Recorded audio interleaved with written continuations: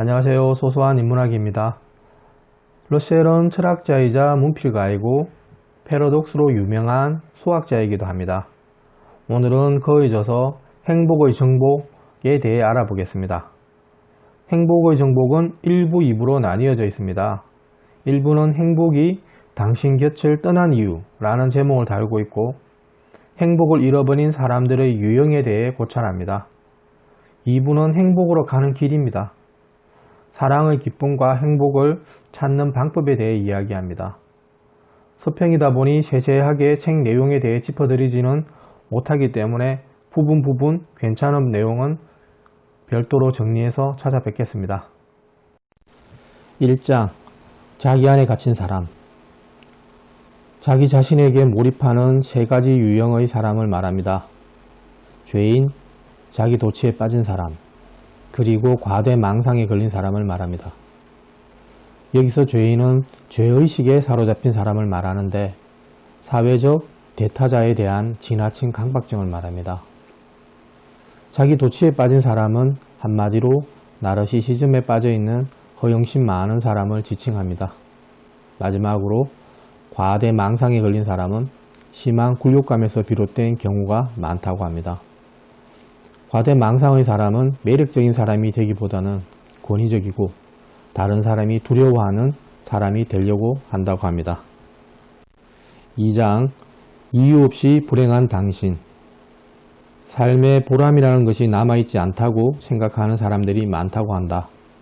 그들은 자신들의 불행을 자랑거리로 여기고 불행을 우주의 본질로 돌려버린다. 러셀은 그들에게 세상으로 나가라, 해적도 되어보고 보르네오의 왕도 되어보고 소련의 노동자도 되어보라고 말합니다.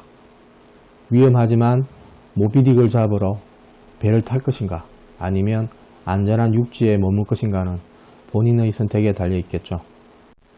3장 경쟁의 철학에 오염된 세상.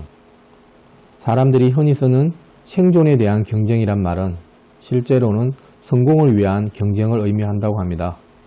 결국 배가 고파서 진정한 생존을 위해서 사는 사람은 많이 없다는 겁니다. 결국 일을 위해 일을 하다가 은퇴 시점이 오면 공허함만이 남겠죠.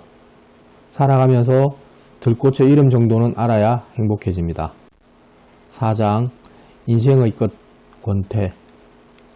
농경 시대가 되면서부터 이미 우리의 삶은 지루해지기 시작했다라고 러셀은 말합니다. 평탄한 삶이 축복이 아닌 지루함이라는 권태를 유발한다고 합니다. 그러기에 권태를 극복하기 위해 자극적인 행위를 일삼게 되고 도달할 수 없는 쾌락을 향해 우리는 달리기 시작합니다. 결국 자극이 지나친 삶은 입 빠진 독이나 다름없다고 합니다. 5장 걱정의 심리학. 사람을 상하게 하는 것은 과로가 아니라 걱정이나 불안이다 라고 말합니다.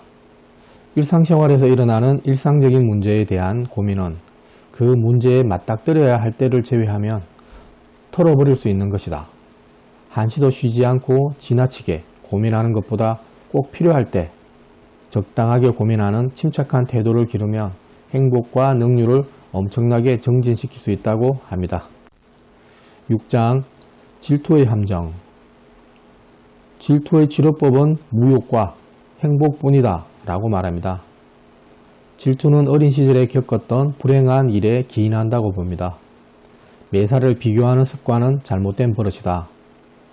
즐거운 일이 생기면 그 일을 충분히 즐겨야지 그 일이 다른 사람에게 일어나는 일에 비하면 덜 즐겁다고 머뭇거리지 말라고 합니다.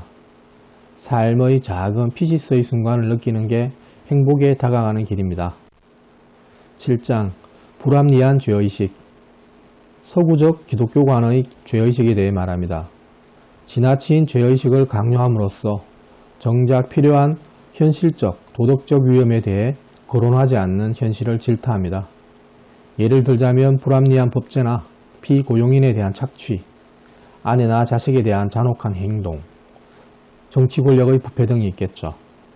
8장 모두가 나만 미워해. 극단적인 피해 망상을 이야기합니다. 아무리 운이 나빠도 늘 그렇게 많은 악당을 만나는 게 가능할까? 라고 묻습니다. 세상 사람들이 당신만을 생각하며 푸대접을 할까요? 자신이 중요한 인물이라 생각하는 자기 기만에 기인하는 행위는 아닐까요? 9장. 세상과 맞지 않는 젊은이. 일단 사리 분별을 할 수 있는 나이가 되면 나이 많은 사람이든 젊은 사람이든 똑같이 스스로 결정할 권리, 필요하다면 시행착오를 겪을 권리가 있다고 말합니다. 여기까지가 일부의 행복을 막는 원인들에 대한 이야기입니다. 2부는 행복을 찾기 위한 방법에 대한 이야기입니다. 일부에서 말했던 불합리한 불행의 원인을 합리적으로 이해하고 처리해 나가야 한다는 것을 자각하게 만듭니다. 러셀은 불행의 원인이 분명히 자신의 환경 속에 그리고 자신의 마음 속에 있을 때 그것과 맞서 싸우는 것이 두려워서 외면하거나 미리 체념하고 무릎을 꿇지 말아야 한다고 이야기합니다.